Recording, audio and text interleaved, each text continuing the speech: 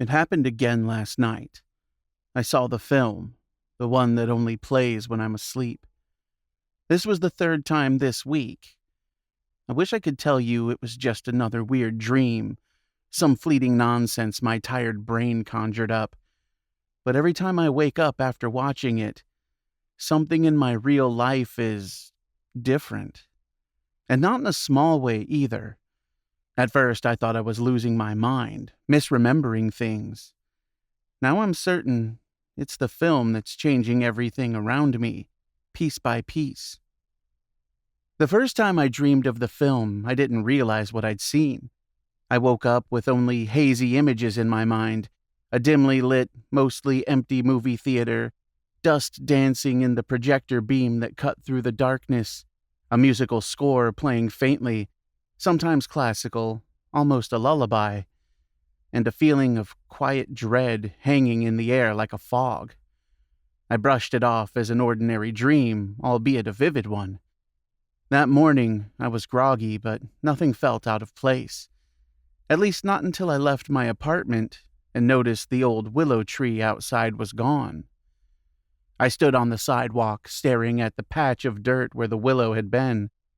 It was a mature tree, easily 40 feet tall, one that had stood outside the building for as long as I could remember.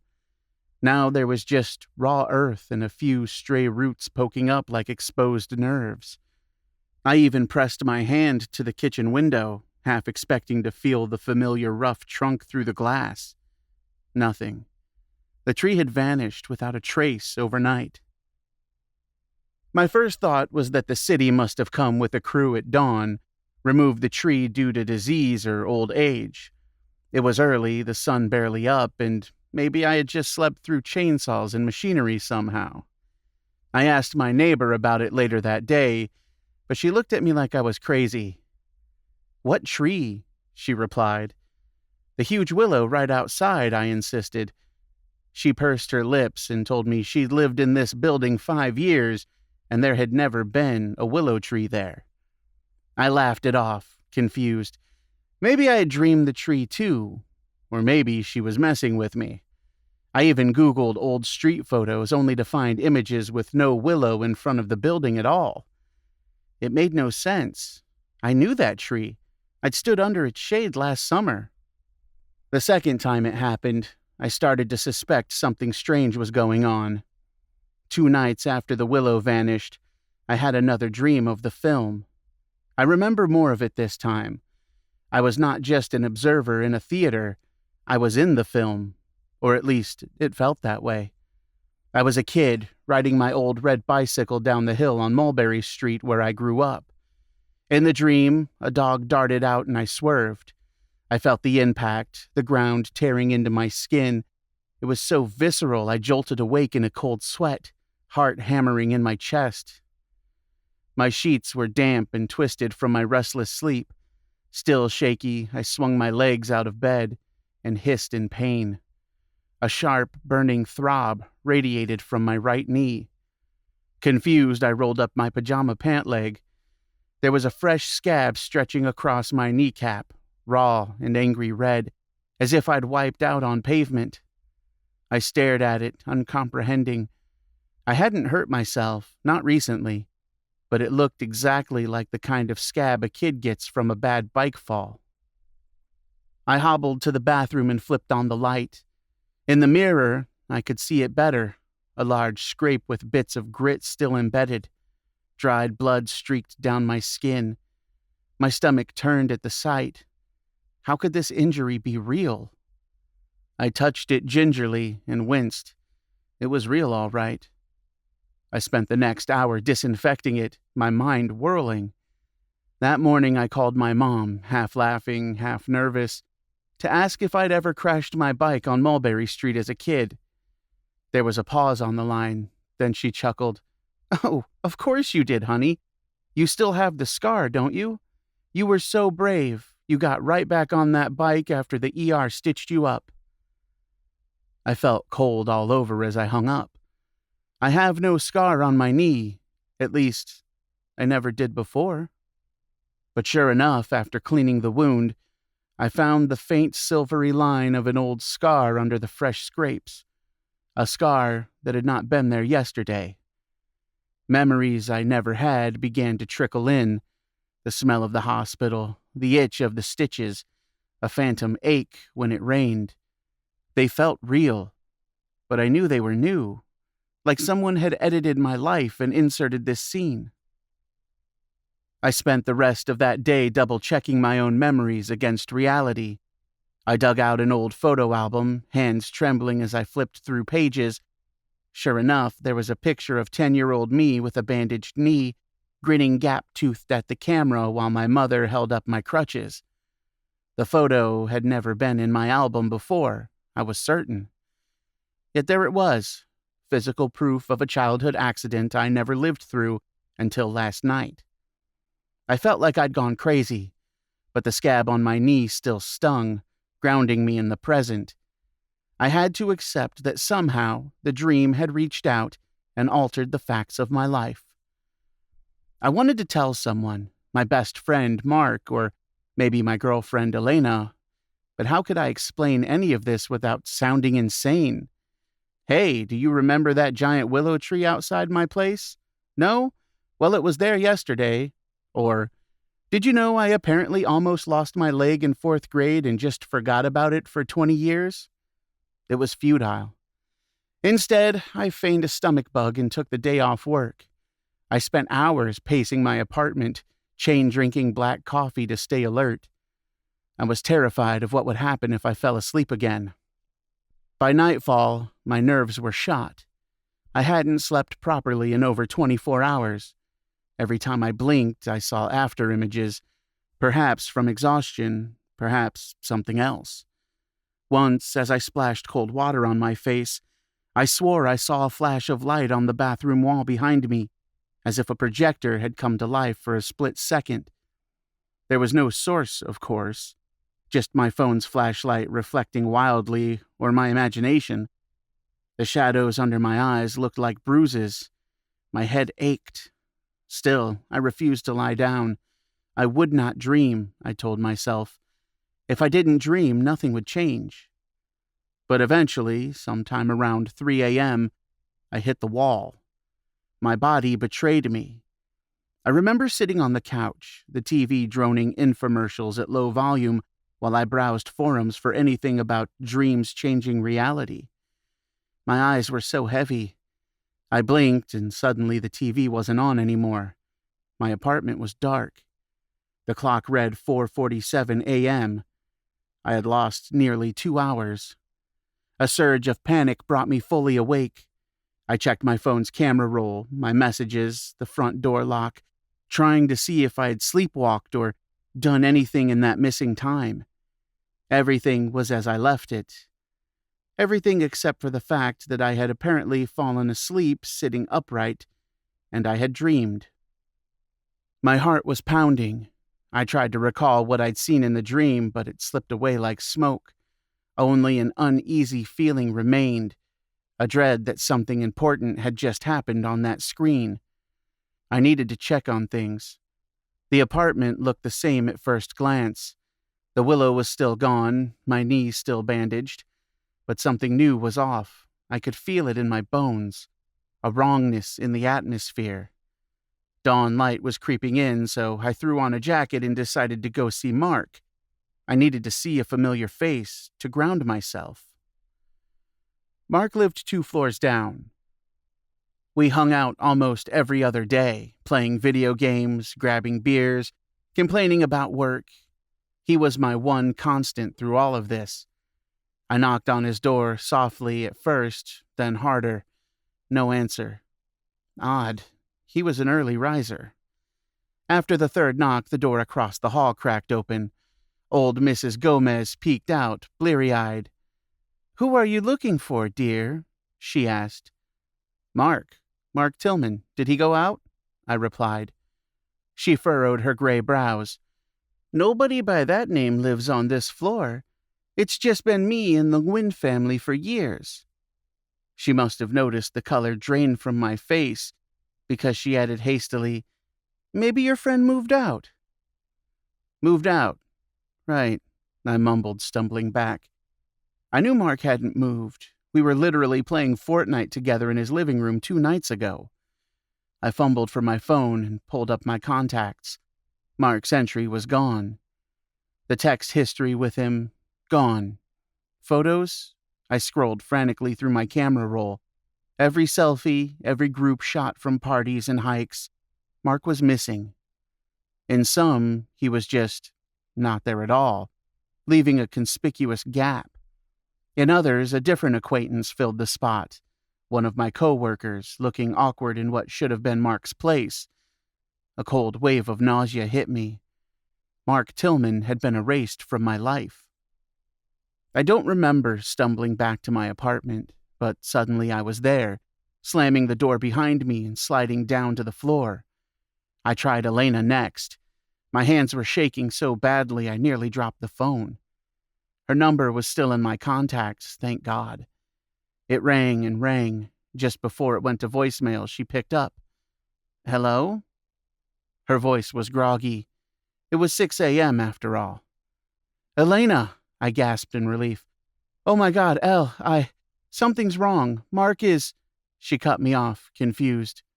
"Who?" "Mark, my best friend?" There was a pause. "Babe, you haven't mentioned a Mark in the year I've known you. Are you sure you're okay?" She asked quietly. "Maybe you should get some rest. You sound..." She trailed off. I couldn't even respond. I just thanked her for picking up and hung up abruptly, my head spinning. A year? Elena and I had been together 3 years, not 1. But now that I thought about it, flashes of a new memory rose to the surface. Meeting Elena at a Christmas party last year and hitting it off, when originally we'd met in college ages ago. The history of our relationship had changed, just like everything else. Mark was gone, and in the void he'd left, my timeline shifted enough that even my relationship's origin was different. I wanted to scream. Instead, I just sat on the floor of my living room, surrounded by photo albums filled with holes and lies, trying not to lose my grip on reality entirely. My eyes fell on the scattered pages of notes I'd written last night, the ones meant to document the original reality. They were still there on the coffee table, covered in my frantic handwriting, proof that it all really happened. At least, I remembered how things used to be. I clung to that for a moment, picking up a page at random and reading my own words. Mark Tillman, friend since college, now gone. A bitter laugh escaped me. It felt like reading a eulogy for a person no one but me remembered. At some point, adrenaline and terror gave way to hollow numbness. I knew I couldn't keep doing this alone. If I didn't find answers, I'd lose myself. So I broke my rule and did the one thing you should never do when you're questioning your sanity. I went online. Most results were useless, New Age blogs about lucid dreaming or schizophrenic gibberish. But on a dusty corner of the internet, I found a thread in a paranormal forum from 2008. A user named FilmBuff99 had posted, "Every night I watch a movie in my dreams. I think it's changing things when I'm awake. No one believes me. Has this happened to anyone else?" There were only a few replies. The others mostly told him to seek therapy or joked that he was on drugs. The original poster never responded again after that initial post. I stared at that screen until the words blurred. It was like reading my own thoughts. Had FilmBuff99 succumbed to the same thing? Did he vanish or lose his mind, or worse? The thread was over a decade old. I'd never find out what happened to that person. I shut my laptop when I realized my hands were trembling uncontrollably. I needed help, professional help, maybe. If reality was unraveling, could a psychiatrist even do anything? Doubtful, but maybe they could at least drug me dreamless. It was a slim hope, but better than nothing. Morning edged toward afternoon as I weighed my options. Finally, I caved and phoned a psychiatrist I used to see years ago for anxiety. I was lucky he picked up at all on a Saturday. I didn't go into detail, just blabbered that I hadn't slept and was seeing things and needed help. My voice must have scared him because he agreed to squeeze me in over lunch. Dr. Simon's office was cool and bright, all reassuring beige tones and soft music. I sat on the leather couch, twisting my hands while he peered at me over his glasses. I couldn't tell him the truth, or I'd be locked up for sure. So I rambled about intense nightmares, stress at work, maybe a pending psychotic break. It wasn't far from the truth, really. He listened patiently. In the end, he scribbled something on his prescription pad. "I'm going to give you something to help you rest," he said slowly, as if talking to a spooked animal. "Just a mild sedative. Take it tonight. You'll get some sleep. We can regroup Monday and talk more then." I nodded numbly and took the slip of paper. I was both relieved and horrified. Relieved that he didn't throw me into a padded cell on the spot. Horrified because he was essentially telling me to do the one thing I feared most: sleep. I stumbled out of his office with the prescription and a pamphlet on sleep hygiene, feeling like I'd signed my own death warrant. I didn't fill it right away. Instead, I wandered the city in a daze as evening fell, dreading going home to another night. I found myself standing at one point in front of an old cinema downtown, its marquee blank and dusty as if no film had shown there in years. The sight made me shiver. I hurried on, pulling my jacket tight against the chill that wasn't just the autumn air. All around me, people were wrapping up their normal days, hailing cabs, walking dogs, grabbing dinner. To them, it was just a Saturday like any other. To me, it felt like the last day before the end of the world, and only I knew it. Back at my apartment, I scribbled down everything I could remember about the original versions of my life. Details about Mark, about the willow tree, the accident I never had. I was terrified those memories might fade or warp if I lost any more time. The act of writing steadied me a little. There was something concrete, proof that at least I remembered how things used to be. Around 9 p.m., as I sat clutching the pill bottle with shaking hands, there was a knock at my door. I nearly jumped out of my skin. For a second, my brain conjured the image of some shadowy film character come to take me away. But it was Elena, thank God. I opened the door and she stepped in, eyes full of worry. She said I hadn't sounded like myself on the phone. I must have looked a wreck because she immediately pulled me into a hug. "You're freezing," she murmured, feeling my forehead. I realized I was shivering. I wanted so badly to unload everything on her, to make her understand. But seeing her standing there in my living room, concerned and very real, I couldn't bring myself to drag her into my nightmare. I just muttered that I hadn't slept and that I'd had a panic attack. She glanced at the pages of frenzy notes I'd left on the coffee table. "Is this why you were asking about your friend earlier?" she asked gently. "I guess. I don't know," I said. She gave me a long, searching look, then picked up the pill bottle from my hand. "Why haven't you taken these?" "I'm scared," I admitted in a whisper. My eyes burned with exhausted tears I was too proud to shed. Elena's face softened. "Hey, it's okay. You're not going to feel better until you sleep." She tapped 2 pills out, not just one. "Take these. I'll stay the night, watch some boring TV next to you. If you get any nightmares, I'll wake you, okay?" I wanted to protest that she couldn't possibly wake me from this, but I had no fight left. Maybe it was the faint scent of her perfume or the steadiness of her voice, but I nodded. I swallowed the pills. She helped me to bed like I was an invalid. The sedatives pulled me under in no time. Despite Elena's presence beside me, I felt myself slipping into the familiar darkness of that dream world.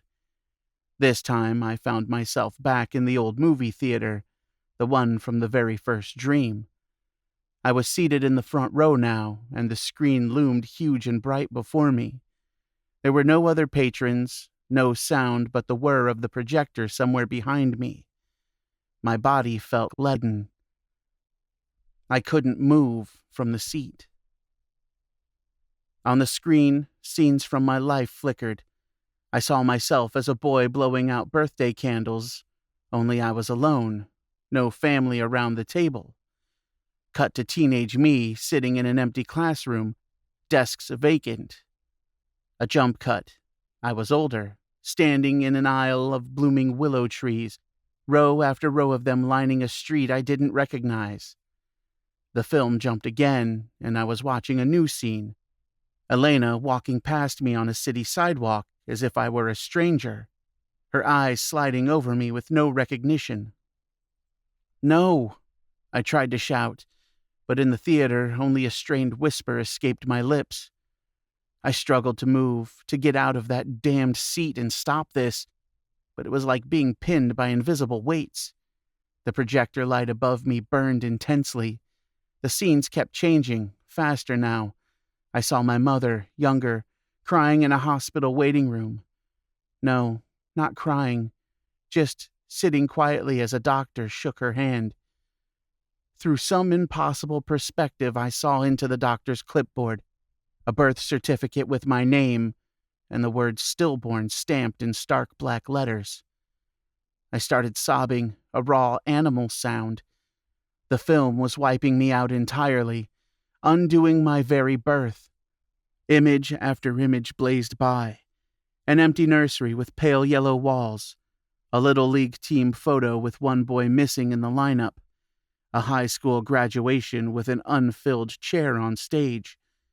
Then came adult life, office group pictures with a gap where I should be, holiday gatherings where my mom and dad posed as a childless couple. Each scene was a world where I wasn't there, as if I'd been meticulously cut out of every frame of reality. At last, the film sputtered. The screen went white with the final blinding flare of a projector reaching the end of its reel. In the sudden silence, I realized I could stand. I got up on shaky legs and turned around, desperate to confront the source of all this. Up in the projection booth window, I saw a shape, a human silhouette. My heart leapt into my throat. "Why are you doing this?" I screamed, my voice echoing in the empty theater. The silhouette did not answer. It just cocked its head as if studying me. Then it raised a hand in a small wave and switched off the projector. Everything went dark. I awoke to morning light and the sound of silence. The apartment was empty. Elena was gone. No imprint on the pillow, no note, nothing. For one blissful second, I thought maybe she'd just stepped out for coffee. Then I noticed her overnight bag wasn't there. Neither were the empty pill packets that had been on my nightstand. It was like she had never come at all. Dread coiled in my stomach as I got up and searched the apartment. Her presence had been wiped clean. Hands trembling, I grabbed my phone and called Elena's number. It rang, and my heart lifted when she answered. "Hello?" Her voice was cautious, like she gets with unknown callers. "Elena," I breathed. "Thank God, you left. I was worried." "Who is this?" she cut in. I stopped cold. It's me." A pause. "I'm sorry, you must have the wrong number." Her tone was polite, utterly unfamiliar. She hung up, leaving me listening to the dead line. I sank into the couch in a daze. I think I knew what I'd find next, but I had to confirm. With a kind of morbid calm, I dialed my mother's number. It went to voicemail, her cheery voice asking callers to leave a message. I didn't leave one. What could I say? Instead, I tried my dad's old cell, the one he barely uses. He picked up on the third ring with a gruff, "Hello?"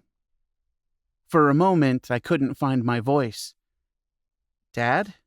I managed at last. "Who is this?" he replied. His tone held no recognition. It's me.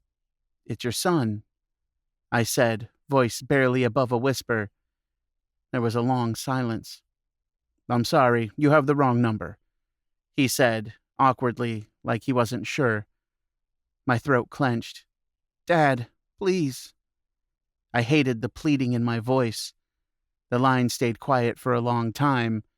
Then softly, like he was speaking to someone else in the room, I heard him say, Marianne, hang up. It's some nut job. Marianne, my mother's name. The call disconnected. They didn't know me, my own parents. Whether I had never been born or somehow their memories were stolen, it hardly mattered. To them, and to the rest of the world, I no longer exist. Only I remember the life I had, and even those memories are tenuous, like sand slipping through my fingers.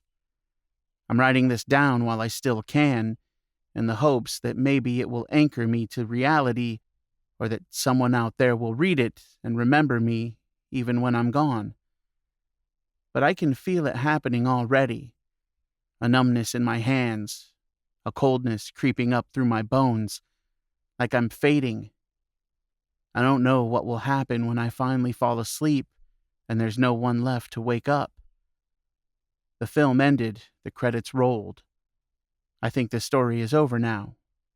Except I'm still here, caught in the final frame, waiting for the projector bulb to burn out.